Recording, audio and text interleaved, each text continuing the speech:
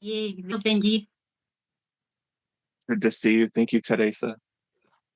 Thank you, everyone, for coming for this talk. And thank you for all the translators that are being our voice today. So actually, we are going to try to forget that you are online with us. And we are just going to hang out with Benji talking about the Bhagavad Gita. Okay? Okay, Benji, nice to see you. Do you want to go for a walk with me? I'd love to go for a walk. Get me out of the house. Okay, but yes, I know, but you told me just it's 0 degrees. It's so cold. That's all right. I've got my scarf. Okay, so then I should go ready to go outside with you. If it's so cold, let's go and have some tea. Yeah. I think Okay. you told me there's a good spot down the road. Yes, there's a great chai tea. They serve it without coffee. So we can go there. What do you think? That sounds great. Let's go. Okay, let's start walking.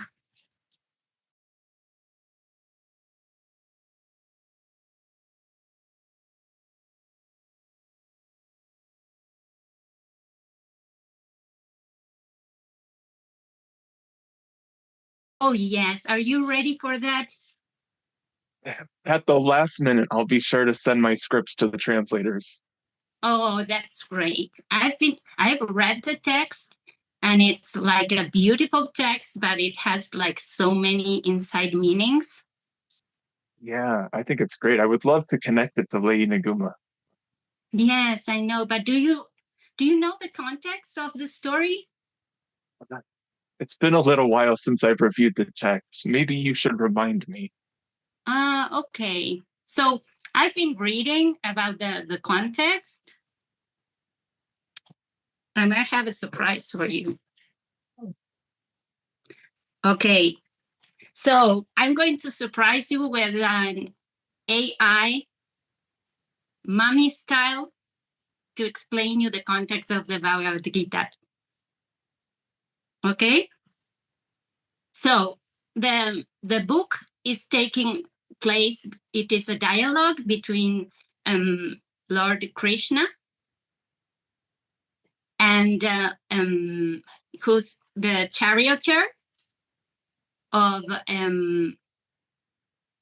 Duryodhana. No, not Duryodhana, the other one, Dhritarashtra.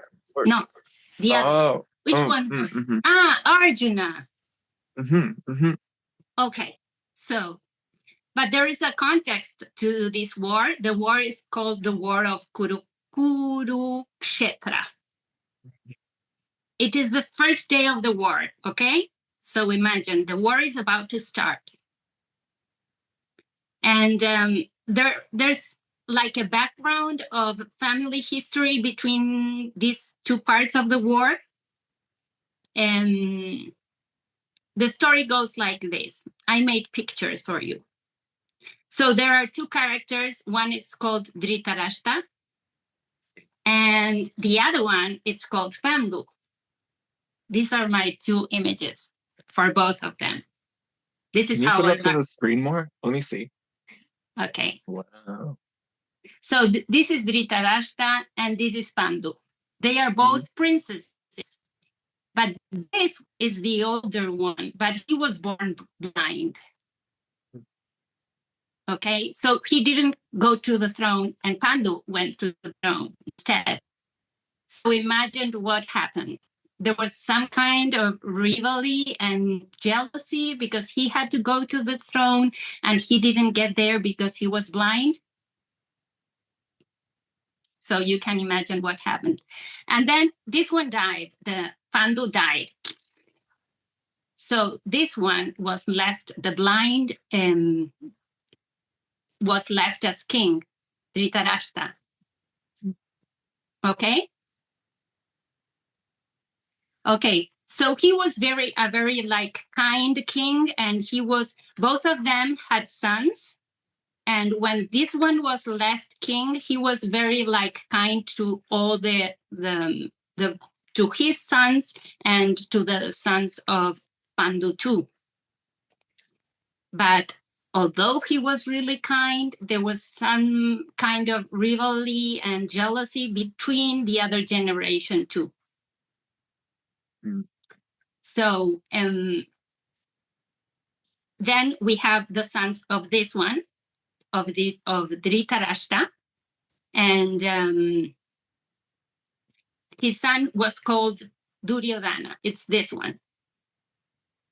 Look at his face. He's kind of grumpy. A lot of tension. Yeah. He's like the kind of the bad guy in the story. You know, we always have a bad guy. So he was one of this king's son. And the other one, the one that died, had like the cool guy that was called Arjuna. And he's the handsome guy. He's the Brad Pitt. And he was a warrior prince. And he had 4 more brothers. And he was like a real hero. And he was an archer. And he could shoot with either of both hands. And he had like this kind of special powers to shoot and he was a really great warrior. So imagine this one got jealous of this one. Okay? So the war is taking place between these two. Okay? The bad guy, the guy we want, that is Arjuna. And Arjuna had Krishna, that is coming here, who had blue-colored skin as his charioteer. And Krishna was a diplomat and he was a politician, so he was very like skillful. And he was riding the charioteer of Arjuna, okay? And the dialogue that we are going to see in the Bhagavad Gita takes place between these two characters, Arjuna and Krishna. Yeah, Arjuna starts to have doubts on whether he should fight in that war, right? Yes, but the thing is, there's someone else hearing this dialogue. Imagine who he is. He's called Sanjaya. And Sanjaya is the narrator of the Bhagavad Gita. He's hearing the conversation of these two people, okay? And why is he hearing the conversation? Because Lord, he was like a very devoted student of and a very devoted of Krishna. So Krishna had granted him his divine like power to hear from the distance and to see remotely. So Sanjaya had these special powers that Krishna had given him. And Sanjaya is not alone. He's with the first blind king. So he's relating everything that is happening in this dialogue to the blind king, that it's the father of the bad guy. Seems like a conflict of interest. Yeah. So this is like the spy that has the power. Okay? But the dialogue is between these two. Did you like my teaching? I love your teaching and kind of your stick puppets. I was a 3rd grade teacher. That's maybe my past seats. That tells me a lot. I didn't know that about you, but I see it for sure. Okay, we got to the tea shop. Do you want to get inside? Please get me out of the cold. Okay, let's go inside. Okay. You choose the table, please.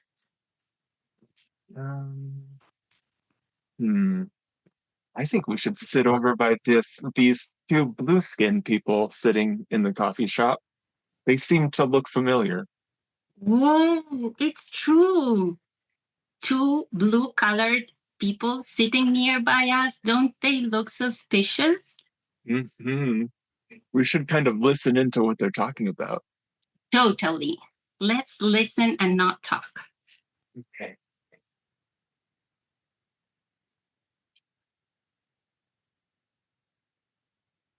Wow, that was a very cool conversation, wasn't it? Wow. How felt like I was slipping into a meditation just being near them. Yes, I think they had some kind of special powers that they took us inside their conversation. Mm-hmm. I, who was that, you think? I totally recognized Lady Niguma. It was her. I mean, it's hard to not recognize Krishna with all of his jewelry and his beautiful hair. What a coincidence. Krishna and Lady Niguma having tea in the same tea shop we are going to. Yeah. What did you think about their conversation? Did you see any similarities in their teaching? Yes, actually, I was just thinking how similar they look. Like, I know Lady Niguma had this power to change the color of her skin, and she once appeared to compel nature with this blue skin, just the same as Krishna. So that is the first like similarity. Mm-hmm. And then I was also thinking that both Lady Niguma and the Bhagavad Gita, they teach us about emptiness, and especially I was thinking the emptiness of appearances. Like Lady Niguma in the story, do you remember that she appears in different forms? Like at Yeah. first, yes, at first she was like this young girl with very beautiful and with special powers. What is that she did with the water? Oh, I don't remember that part of the story. What I do remember is her appearing as an old witch in the woods.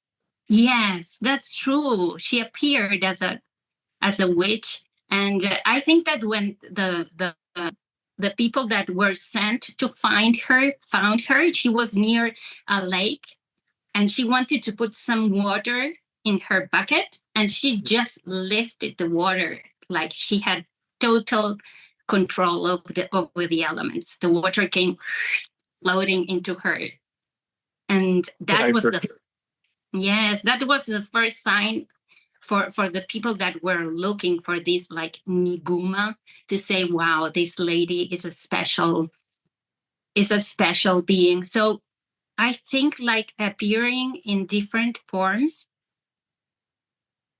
like a wrathful witch, a yogini flying in the sky. Um, then as when she came down to see, she was like appearing in very wrathful forms, and then she was this beautiful like lady that was going to marry Naropa, and I think she was trying to teach us the emptiness of her appearances and of all appearances. And I think that Krishna is teaching Arjuna the same thing. Don't you think? because he was, I mean, Krishna was considered to be a king, but here he is sort of pretending to be a horse driver. Totally. Yes. Like he just appeared as a horse driver so that he could give Arjuna the perfect and perhaps most important teaching of his life. I think like uh, Krishna takes Arjuna beyond all appearances. He understands the concerns that Arjuna has about like, look, I'm about to fight against my family. I'm about to fight about my lama. Like I'm freaking out. What should I do? It's not that he doesn't understand, but he wants to take him beyond the problem and beyond even the possibilities of solutions to that problem. So when Arjuna asks him, should I fight or should I not fight? I think that Krishna listens to the question, but he takes him beyond the war or no war issue. And he also takes him beyond all results. Because when he's giving the answer, he's not talking about you will win or you will lose the battle. He doesn't even mention that. Did you realize? He instead teaches about karma yoga, which is one of the great teachings we have in this book. What is the real action you can do? What is karma yoga? And I think maybe Krishna is showing Arjuna the emptiness also of each one of the spheres. Do you remember Connie last teaching about the 5 spheres? Yeah, just don't ask me what the 5th sphere is. Please don't ask. Yes, I know. I'm okay with the 3 spheres, but then she went deeper into the 5 spheres. And yes, I've been dealing with that teaching, like chewing it, as Geshe-la says, and reading it again. But I think that Krishna is taking Arjuna to see the emptiness of each one of the spheres. Like he's showing him the emptiness of himself, of Arjuna, the warrior, with his duty to fight, because we have to have the context that this was like 5,000 years ago. People were not as free as my children are now, that they choose to do everything. It's like, I choose to do this or I don't choose to do this. I see we have so much more freedom in some sense. And in that time, if you were born a warrior or they taught you to be a warrior and you had this special skill, like it was like your duty is to fight. It's your identity. Like Arjuna's identity was to be a warrior, so his to do was to fight. That's why he had this big struggle that was deep inside him.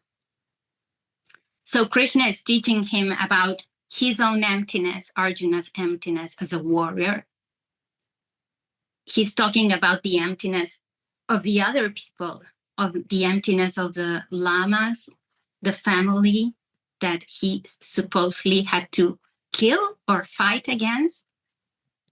He's talking about also, he's taking him to see the emptiness of the war, of the concept of war, of the word war.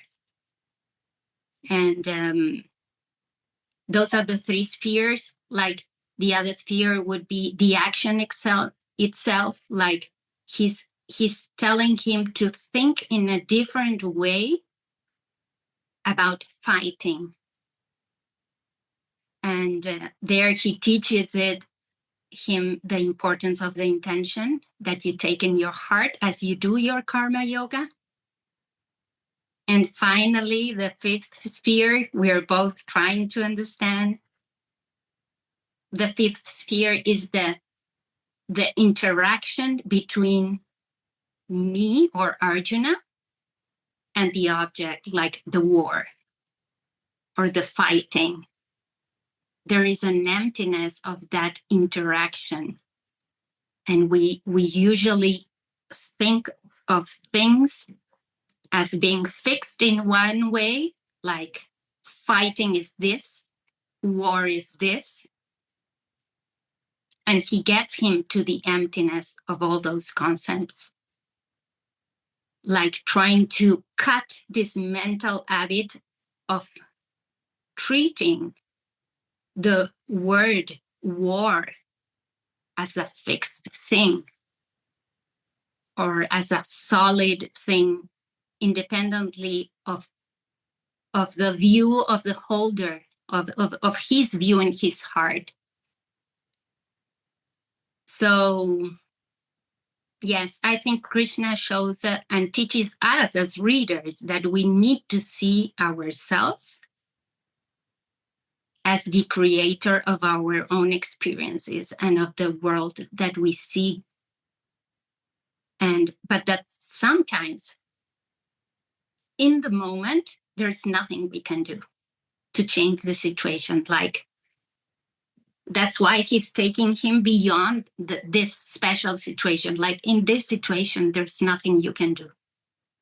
Your seeds brought you here. You're about to start the war. The only thing he can teach us is how can we change something inside our mind while doing our duty, whatever that duty is. Okay, I got a little bit philosophical. Let's drink some tea. Sorry. No, that's a good teaching. I feel like I almost understand the fifth sphere now. Yes? Yeah. I've always been really attracted to duty and service. I mean, my family, I come from a family of laborers, right? Like my dad was a mechanic. My dad was a carpenter. He would build houses. And he's very much like in that way, he's attached to it as an identity, or he was, like I have to be a man's man. I have to take care of my family, So it was a duty for him to go to work and to serve his family. I think too, he really loved me and he wanted me to have something better than what he had, right? So that influenced him getting up every day and doing that work. Oh, I rejoice in you having such a beautiful father. Yeah. And so of course I think that came into me. And I don't have children, but in my heart I think I want to serve all children. And so before I was a yoga teacher, I was really interested in farming. Like I think our children should have the basics of life: good water, good food, clean air. And I think farming is one of the greatest art forms on the planet, if you ask me. Oh, that's so cute. And I was listening to the Gita the other day. I was working on my compost pile. Sorry, there's compost pile. It's like a big pile of leaves and like food scraps and chicken manure, you know. And so Does the it idea is smell? like, The not chicken if you do it right. If you do Oh, it right, it smells good. okay, Like it that was smells like what the I earth. was told. Yeah. Like it kind of smells sweet if you do it right. If you I do it once, wrong, it's yes, I bad. once tried, but I put water and they told me it's the worst thing you can do for compost because it started Oh, smelling. you just have to mix it often. So here's the problem, right? Is like when you're farming, you're constantly having to take a pile from one spot and put it in another spot, right? It's just like a thing you have to constantly do. And that's the deal when you're a farmer. Like, and I would always be so grumpy about it. Like, why can't it just be perfect? Why couldn't I have just done it perfect the first time? It's like it's my duty to ensure that the pile is in the perfect spot. And it's like it doesn't work out that way. Never. But we have a word for it. We call it catastrophizing. Like you turn it into a catastrophe. Like a horrible, Like panicking. yeah, like, this is the worst. Like, and as soon as that happens, your mind gets irritated, your nervous system gets freaked out, you're overwhelmed. And it's just like, no, the pile's just in the wrong spot. You just have to move it. It's not a big deal. Right? But Krishna in chapter 2 is trying to talk to Arjuna about that. He's got a very different problem. He's about to go to war and have to kill his family. And, it's not just a compost pile. Mm-hmm. And so it's cool. Krishna starts to talk about, he kind of goes up this staircase of yoga. And in chapter 2, he starts to talk about karma yoga. You brought it up, right? Which is really being detached from the fruit of our actions. So you understand seeds, you kind of understand the pen. And you know that, okay, if I start to do certain actions, it will lead to a certain outcome.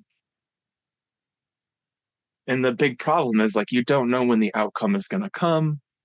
There's the time gap thing. Mm. And it's like, That well, then I just can't be a. Yes, there's where we all lose faith, like forgetting about the time gap. Yeah, I think Geshe always calls it, Geshe Michael always calls that the devil. Right? And it's like, okay, well, then just don't be attached. Just plant the seeds. If you plant a watermelon seed, you're most likely going to get a watermelon. You don't really have to worry about it, especially if you worked on your compost pile. And especially if you set up the conditions to see that seed grow, which is what I think Lady Niguma is always talking about. Like like Lady Niguma is very practical, I think, even more practical than Krishna. Yes, totally. Like, all right, you need to get on your mat and do some exercise. Like, of course, like Arjuna, why is your nervous system deregulated? Did you not get on your mat today? You know, like instead of a philosophical idea about karma yoga, like just go do some push-ups, and then we can have this conversation about war when you get back. And this, remember, right? the And the channels. 3 side channels, Lungsem Jupa Chipa. Whoa, totally. Yeah, it's What like was really that? practical. What was Lungsem Jupa Chipa. Oh, of course, the mind and the prana ride as one. Yes. When the mind flies off, so is the prana. When the prana flies off, so is the mind. So you can relate that to karma yoga. Whatever you're thinking while you're doing certain action, it's so important because the prana is going to those thoughts, right? Yeah, I think so. So then it's like, choose compassion. You know, how do you, I can't wait to hear Geshel's answer. Like, how do you choose compassion as you're going into war? Or, you know, how do you move into compassion so that you see that there's more possibilities other than this stuck idea of war? Like, surely there must be other solutions, right? Other than go to war or don't go to war. Mm-hmm. And it's such a sticky thing to talk about. And I can't wait to watch Earl and teacher Geshe Michael have to talk about it. Totally. I won't miss this course for anything in the world. You know, Is your tea good? It's pretty good. I got some chai without any coffee, actually. It's quite nice. Mine is white tea, translucent tea. I wonder if a big part of the karma yoga seems to be bhakti yoga. Like the next step up on the staircase seems to be bhakti yoga. Like the idea of surrendering, the idea of devotion. Yeah, I love that idea. You know, I love it. Tell me more. Yes, maybe because my family, my parents, and me myself have been so like into, like, how do you say, spirituality? Not to link it to any religion, but I grew up always thinking that the divine is something, of course, something after learning the system, something we can make like happen or appear in our life. Yeah, So we can create it. yes, totally. It's like if, as you said, if you plant the seeds for a watermelon, after the evil time gap, you will get a watermelon. And I think both Lady Niguma and the Bhagavad Gita talk about this idea of surrendering. And Krishna teaches Arjuna to surrender, but not to surrender in the war, like do not fight and surrender. He's teaching him to surrender completely to the divine. Like, I think, well, this is what I understood about reading the text, but we will actually see what Geshe-la and Earl teach in the actual course. But I think he's teaching like Arjuna, like, let the divine act through you. You just put your open heart, total love, total faith, and hold this deep in your heart like a torch of love and faith, and asking for the divine to act through you while you perform certain action. And just leave it there. Maybe that is enough, not expecting anything in exchange. He teaches him like total detachment from the result. He's like putting the focus light on this surrendering that I think in modern psychology would be like surrendering the ego. There are so many like posts on and in Instagram. I receive all these things about dealing with your ego. Maybe that was the modern word for that. And I loved one of the quotes. Maybe I can put it to you in the paper, in the napkin of the chat. I think we have it in all. We have napkins with this verse in all languages, hopefully. Convenient. I think it's in chapter 9, so it's really more like in the middle or towards the end of the book. And I won't read the difficult letters, and I will just read it in English. Do we have it? Oh, is that like a Frank thing? Like Frank is supposed to put it in the Frank, I think you have it. Okay. Which verse is it? It's 927. 927. Okay. Translators have them. This is the verse. Do you read it? Can you see it in my napkin? I can see. Okay. Every act is an offering. Yes. Whatever you do, whatever you eat, whatever you offer, whatever you present, whatever the practice, no matter how hard, make it a gift to me, O son of Kunti. So this is Krishna talking to Arjuna.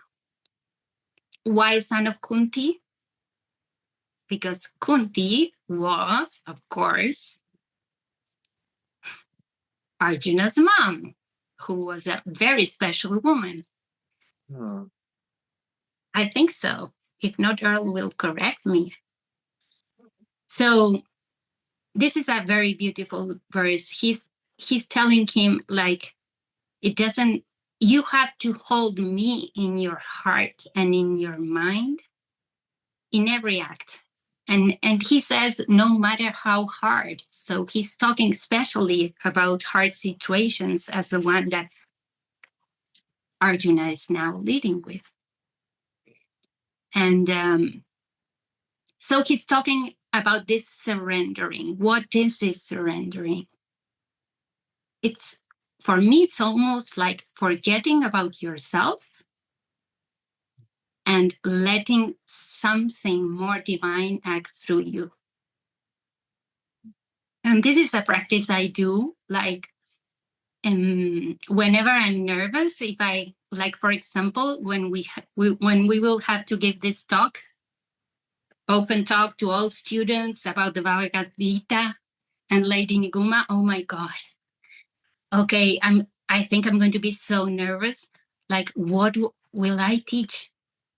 I don't have anything to teach. I just have to learn more. That's like my self starts getting very little, like I have nothing to share.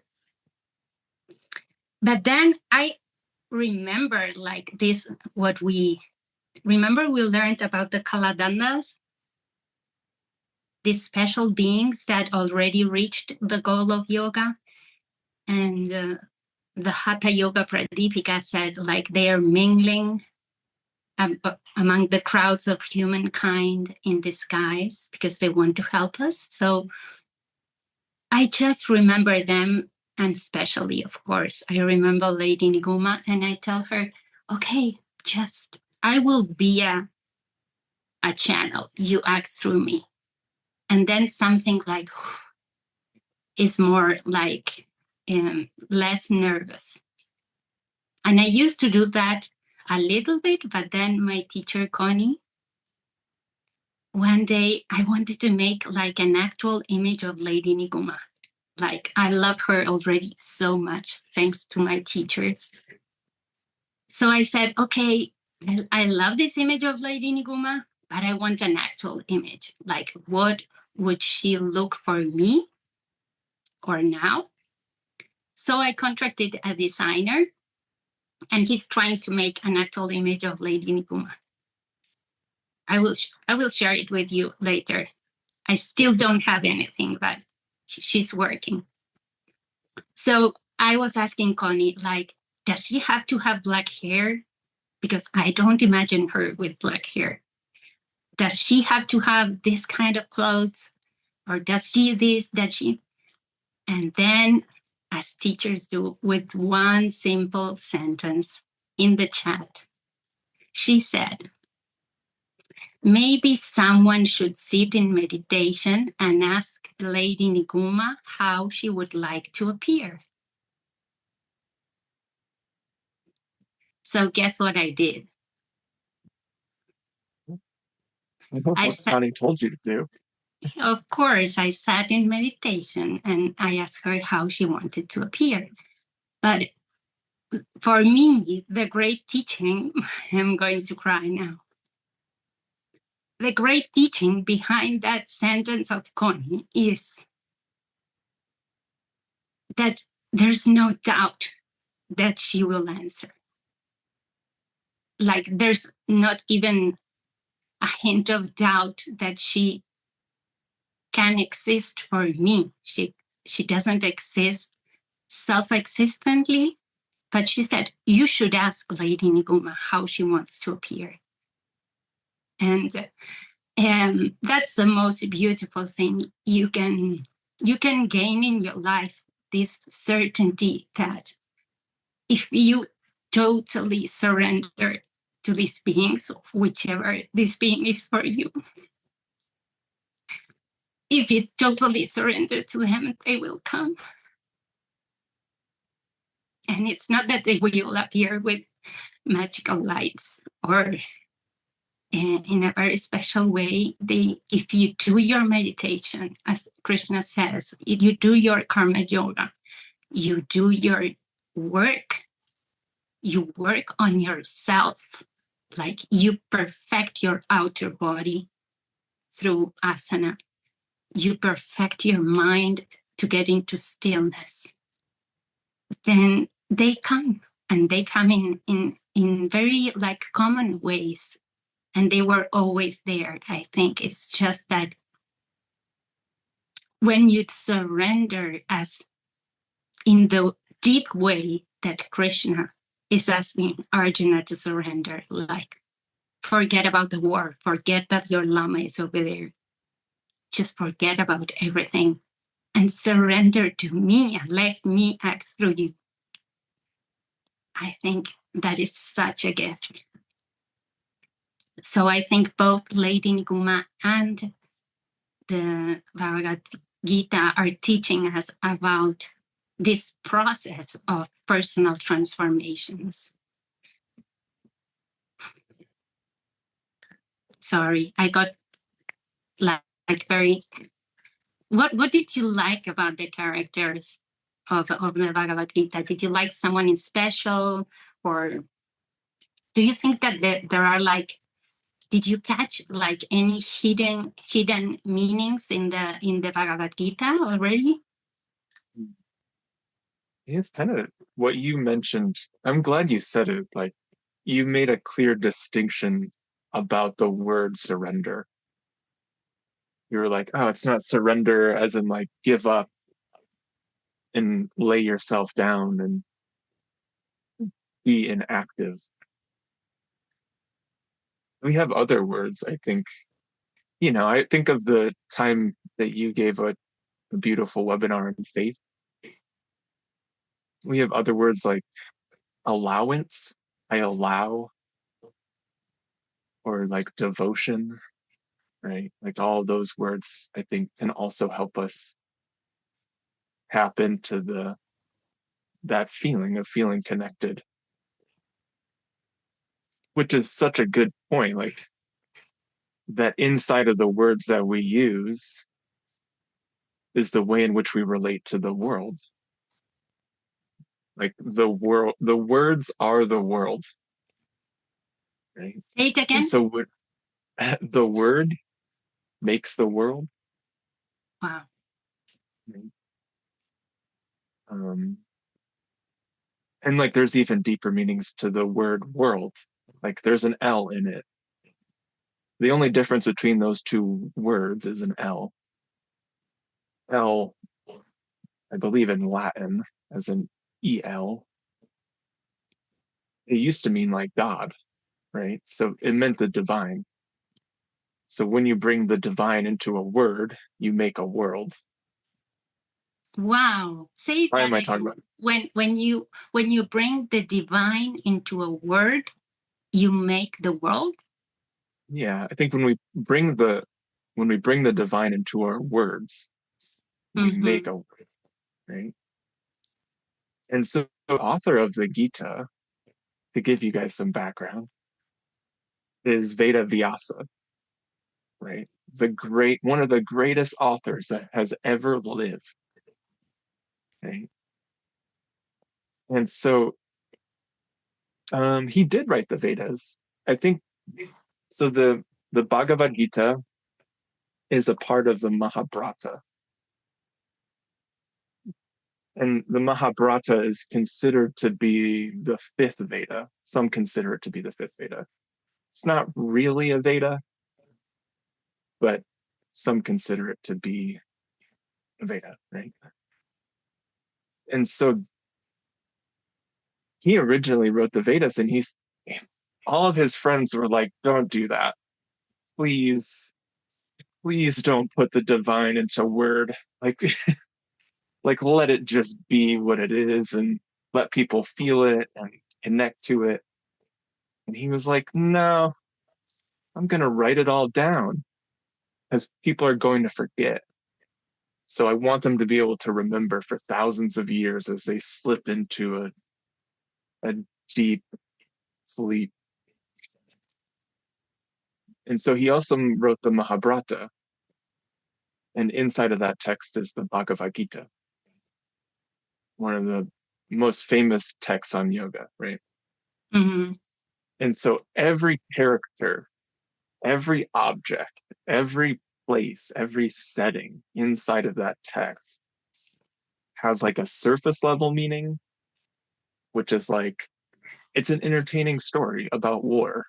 It's like any other Netflix movie.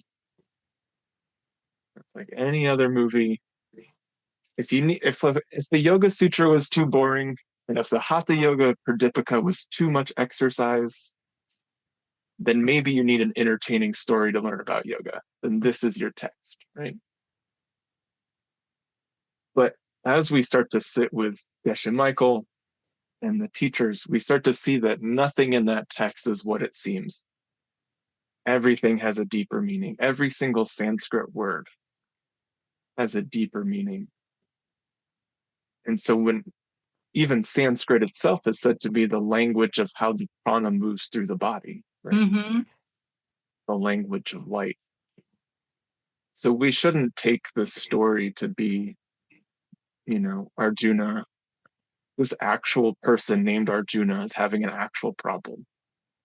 No, Arjuna is you having a problem at the compost pile, in the kitchen. Yeah. In the Blind King. It reminds me of Geshe-la's talk, The Angel and the Devil. Like we have these both characters inside us all the time. Yeah. Right? And like the Blind King,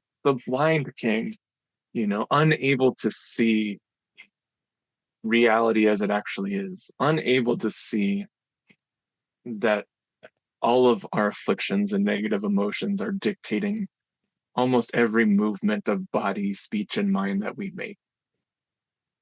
Right? We're completely blind to it. And Krishna is trying to wake us up to try to see that. And so there's the two families inside of the text. There's the Pandavas and the Kauravas. I can never say it. Kaurasas. Can't. Earl, help me out here, man. Kauravas or something like Kauravas. that. They're Kauravas. Thank you. There are these two first families, right? The one that died and the one blind. Yeah. And I think the story before the Gita is like they get into a dice game, right? Yes, totally. And like the bad guys basically rig the game. They cheat in the game. And the Pandavas have to go away for 12 years and go to the forest and leave the kingdom to the bad guys. And then the bad guys say, when you get back, we'll give it to you. That's right. So they were playing dice between cousins, Arjuna's family and Duryodhana's family. And this one won, right? So all this Arjuna's family had to go away for some time. And then they come back and the bad guys are like, no, you can't have it back. We're not going to give it to you. And then we're in war. Like, what do you do? What do you do when your brother only knows the language of the sword, right? Like they only know the language of violence. What do you do? Well, Krishna's going to tell you through 4 different classes with Geshe Michael, Earl Burney, and Michael Johnson, and all the YSI instructors. Our course begins in a couple of weeks, 2 Thursdays from now. It'll be 5 days. Normally we do 10 days. And we decided to give you a little bit of a break. And to give Geshe Michael a break. And so we'll cover the text for 5 beautiful days. We'll also have Xuanzang's Tower. We'll be reviewing some other classical texts. The YSI instructors will be there. They'll be taking the ideas from the text and then weaving it through asana and meditation. Earl Burney will be covering, the in-depth study, taking it a little bit further, trying to help us understand. What else? What else did I miss? I don't know. It's going to be a great course. It's the first opening of many years of very good teachings. And yes, I think it's a great text. As you said, there are many hidden messages, and it's those texts that you need some skillful people to read the things that are behind, like it's not if you read it and you take it textually, I don't know if you in English you said textually, you might get in trouble. Like it's not, you have to understand the deeper meaning behind the words of Krishna and behind the words of Arjuna, especially when he tells him you have to fight. Like some people say, well, is he telling him just go and kill people? No, there's a deeper like meaning in all the text. And Benji, that I love Rumi. And I was reading one of his poetries the other day, the one I put in the napkin. And it says, try to see the world through the eyes of wonder. Everything is a miracle, even the ordinary. So I think Krishna is teaching us to see the divine and wonder and miracle inside of one of the most difficult situations as can be a war. Yeah, and I think if you're sitting here in the coffee shop with us and you're like, wow, it's a beautiful idea to see through the eyes of wonder, but I'm having a hard time doing that. Then remember you've got Krishna and you've got Lady Niguma. And like think about what they would ask you to do if you were having a hard time with that. Like Lady Niguma, did you do your pranayama and get on your mat today? You know, did you examine the elements? Did you finish your homework for your last Lady Niguma course? I think some of you still owe me homework.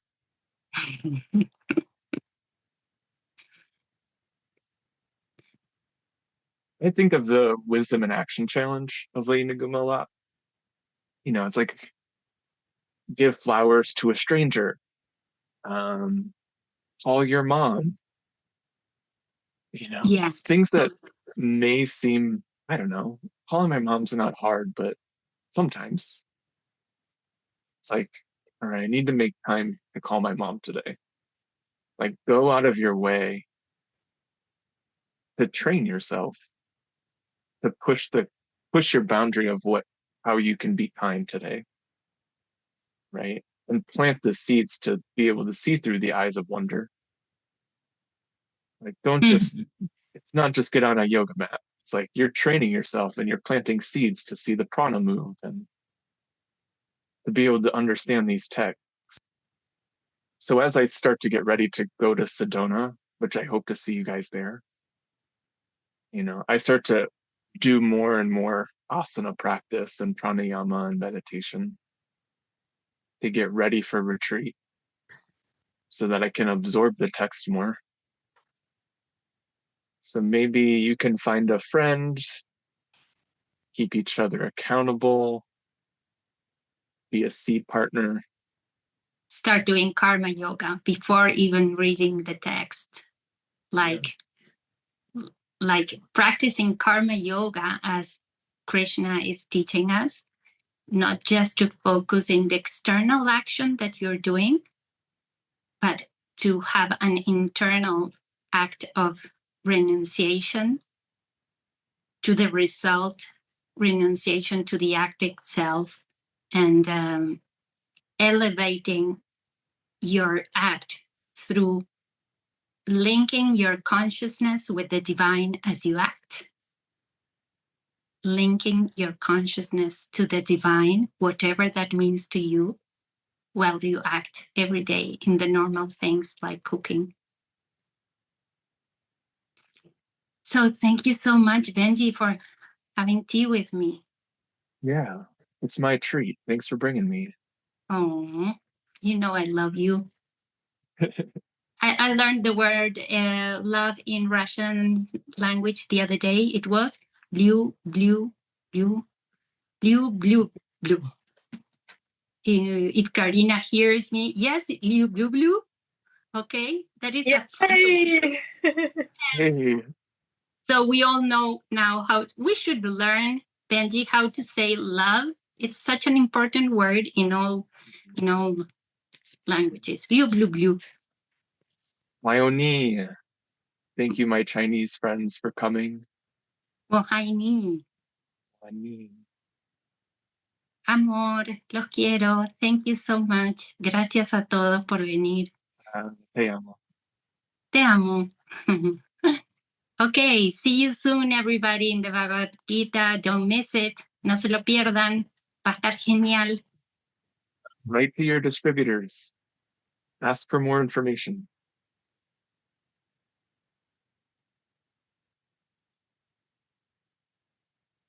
Thank you. Bye-bye.